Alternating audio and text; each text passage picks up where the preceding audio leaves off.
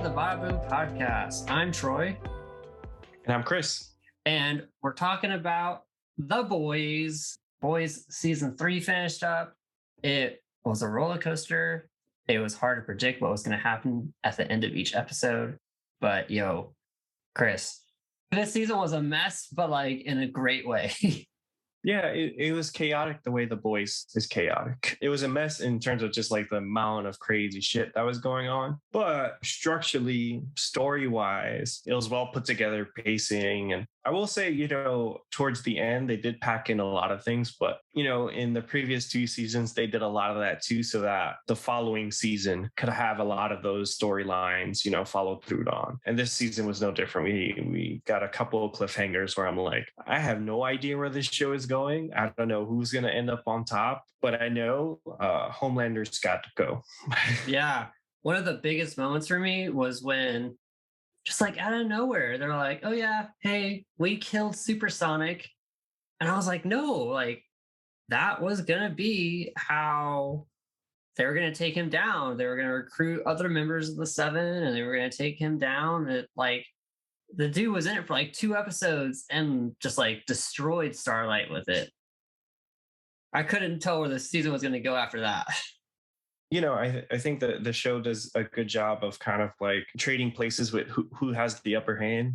Just when you think that the boys have the upper hand, that's when it shifts over to Vought and 7, or now Newman, who is now at the end of the season, you find she's still climbing that corporate and political ladder. So she's going to be quite the villain coming up in the next season. But yeah, I thought it was amazing, especially with the amount of superhero stuff we get.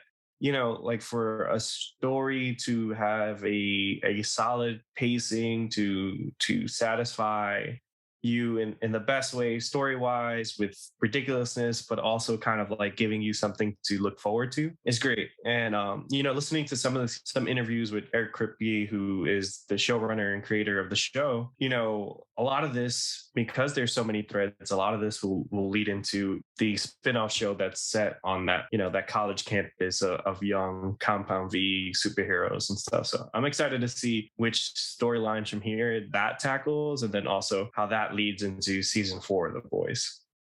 Yeah, I hope they kind of bring more characters back for that, because so many people died in this season. Like the 7 is...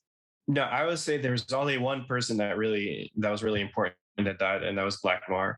Well, everyone else, I was like, I don't care. Black Noir, when he died, I was kind of in a mood. I think I didn't talk to my girlfriend for a couple hours. Oh my gosh. So it's like, the realist. I knew when they gave him like a little bit of an origin story, I'm like, oh my God, he's been marked for death. But again, going back to those interviews, like Eric Kripke, the actor Nate Mitchell, who plays Noir in all of his scenes from season 1, when he's unmasked in the flashback in Nicaragua, is a different actor. Yeah. So part of that, he said, is like it leaves the door open for Noir to come back in some capacity, which would be awesome, but also, technically it's not Noir, so it wouldn't be, my homie.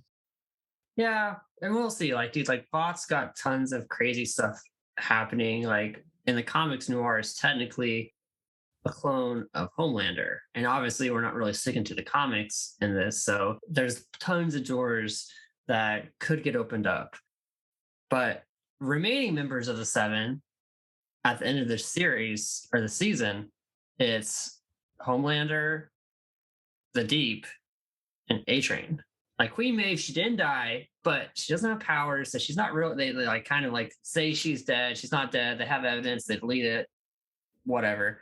But even A-Train, out of those 3, A-Train's like, don't think I really want to be here. So yeah, and to be honest, like even though it was like it's literally like 3 people on the team, I was like, well, since literally the beginning of the show, I don't think they've had a full 7 since like episode 2.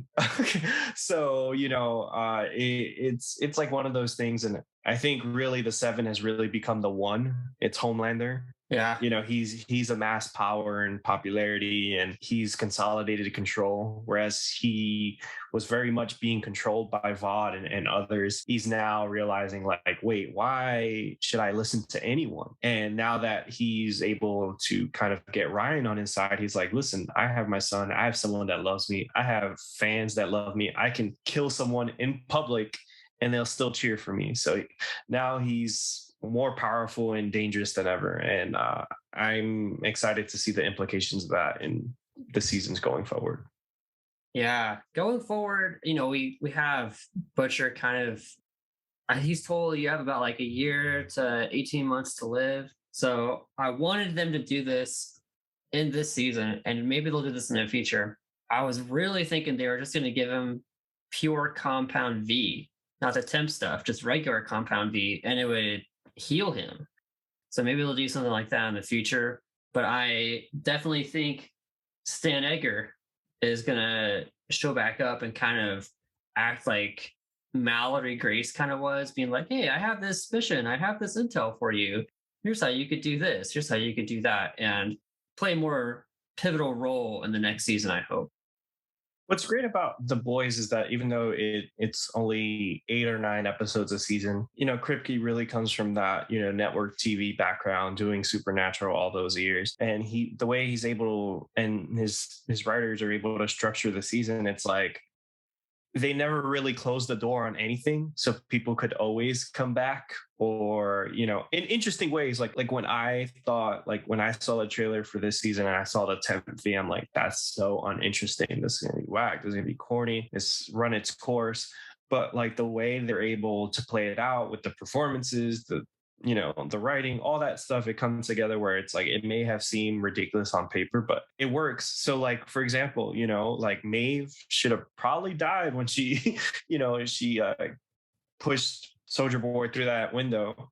And guess what? Soulja Boy should have probably died too. But guess what? They're both alive and both could come back. And even though Maeve lost her powers, we saw Kimiko get her powers back. So nothing really matters in a cool way. It's not in the some of the other superhero stuff where no, the emotional stakes don't matter, and then also the stakes don't matter because no one could die. So in this show, even though some people get their powers back, or they're not dead, you see them grow and change as characters, which I think is really the important part. Yeah. I was really surprised about Maeve this season. When she first showed up, I didn't recognize her. I was like, who is this? But she played a lot bigger role than I feel like she's played in the past seasons. That's what's great about the show. I mean, I keep saying that, but everyone has an arc. The 9 episodes, MM has an arc. Him, coping with his trauma and his PTSD, but also trying to be a father. Frenchie dealing with his past, learning to love Kimiko, and also his past coming back to haunt him. Kimiko, learning to accept her powers. Even though it's something that's hyper violent and she doesn't want to do that anymore. It's a way she could protect the one she loves. The only one that doesn't really grow is sadly Butcher. I mean, Butcher's yeah, sometimes he learns a little bit of a lesson, but I think he's a character that you slowly start to realize a lot of why they haven't killed Homelander or made much progress is because of him and some of the things he's done. He pushed Ryan away. Sometimes he gets a little lax. But he pushed Ryan away because he was like, I'm going to get into some deep shit, and I don't want Ryan to kind of get affected by it. Was it the right choice to do? It was the wrong choice, because it gave Homelander the opening to step into that father role when he was out. So it was a bad choice, and he seems to make a lot of bad choices. The 10th V, now he only has a year to a year and a half to live. But back to kind of the positive, Starlight, she learns that she doesn't need to work within the system. She could be her own hero outside. She doesn't need to wear the costume. She has her own power. Huey learning, he doesn't need to save people with his physical strength to be of value. He doesn't need to feel emasculated by Starlight's power, who, all this season, really, her only power is just glowing eyes. Her powers, she doesn't really do anything with that. That last thing is it was a whole light show for basically nothing. But again, it was good to see him learn that, and A-Train learning a little, the Deep kind of coming back and still being a terrible person. Hey, I will say I watched an interview with the actor that plays the Deep, and the octopus scene. I was like, dude, that like, don't do that. Don't eat that octopus. That's your friend. But he's like, oh no, dude, it's just all mochi. It's not like an act, like it's CGI and some mochi. I was like, okay, it's just eating like a big mochi donut. That sounds kind of delicious, actually. But I really thought the Deep was going to be changed. But hey, it's all about the 7. Yeah, and it was cool to see him back, in last season he was very much in the background, and he's a really funny character to kind of have around. Especially, I mean, all those characters that were in season 1, it's great to see them have an elevated role. I think Jensen Ackles as Soulja Boy, that was a really cool wrinkle. We learned that the end of episode 7 that, hey, he's Homelander's dad. And you're starting to learn that the show is very much about like guys that were really fucked up by their fathers, Butcher, Homelander, and now Soulja Boy. And there's a lot of things they have to wrap up, but I thought it was a good season. It gave us fan service with things like Herogasm and that seeing Maeve like literally stab Homelander in the ear, but also kind of like had that delayed gratification of being like, hey, we're not going to wrap all of this in a bow. There's still things that need to be done, but also there's a lot of things that no matter how well you're good at predicting things, you don't know what's coming next. Like, we don't know where Newman lands. We don't know how Soulja Boy comes back, because, if they left him alive, I'm sure he's going to come back. All those things. So I'm excited to see what's to come. Yeah, I'm just waiting for them to say, hey, Jared Padalecki, you're going to be in the next season now that we got Jensen Ackles out, and just make it a whole supernatural kind of cycle through everyone every other season. Yeah, bring back Misha Collins. There's a lot of supernatural actors I'd love to see on the show. But what's great was that Homelander, Soulja Boy was completely different than Dean. It would have been very easy to make him like a likable character, and it was just cool to see Jensen Ackles in a completely different role and flex a different muscle. So that was exciting to see. Yeah, he was a huge ass jerk. But like in a cool way, he's what's cool is that like there's Captain America, there's Peacemaker, and then there's Soulja Boy. They're all different, but they all kind of like come from that same idea of the American propaganda hero. And I thought it was dope that like when I saw him, I was like, all right, it seemed like they already did the asshole, Captain America thing with Peacemaker. Let's see where this goes. And it's completely different, because whereas in Peacemaker, Peacemaker's trying to be a better person. Soulja Boy is an asshole, and he wants to stay an asshole. Yeah, and he's actually like kind of come from a time where some of those things were a little bit of accepted, like how just like, oh, he's really raunchy. He's always like, hey, let's do drugs, let's have sex and stuff like that. And like 60s and 70s, kind of a little bit of the 80s wasn't like, it was a little bit more acceptable. They made it seem like in the show to like behave that way. And now that he's like thrown to the future, it's like, dude, you're a huge old asshole now. It was cool though. Like I like that they kind of did that scene, like, they took the scene out of the end of First Avenger, when he shows up in New York and he's like, oh, like looking at all the Times Square billboards. Whereas this time it's Soulja Boy looking at people like, he's like, what the fuck is going on? Yeah.